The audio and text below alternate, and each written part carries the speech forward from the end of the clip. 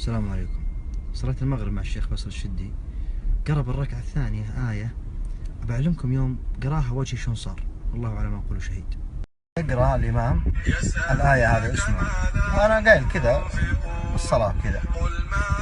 المهم يوم جاء عند الاسم اسمه قلت كذا أنا كذا، طيرت عيوني. قل ما أنفقتم من خير فللوالدين. أول شيء أول ما قال فللوالدين، وبعدين والأقربين، بعدين اليتامى والمساكين. فأنا وأنت وكل من يشوفني فكر، احنا نعرف كفالة اليتيم، الرسول صلى الله عليه وسلم يقول أنا وكافل اليتيم في الجنة كهاتين، والمسكين بعد. ومع ذلك الله سبحانه وتعالى قال في الوالدين. أول شيء الوالدين، يعني خير ما تنفقه إلا تنفقه على والديك.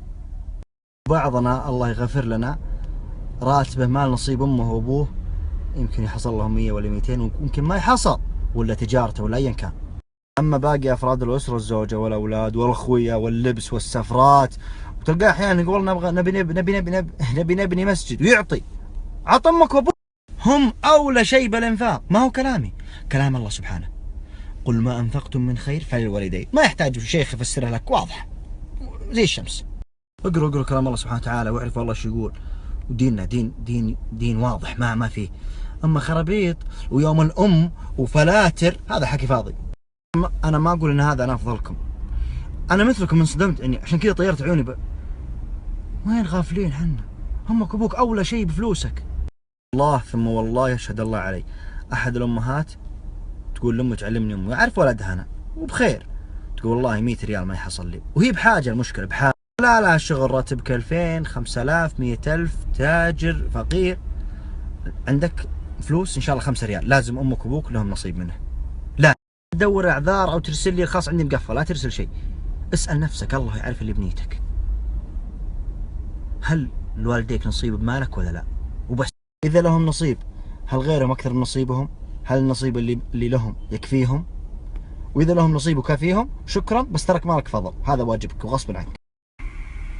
يسألونك ماذا ينفقون قل ما أنفقتم من خير فللوالدين والأقربين واليتامى والمساكين. كثير منا يقول مثلا أبوي وأمي ما هم بحاجة، موظفين أو متقاعدين أو أيا كان.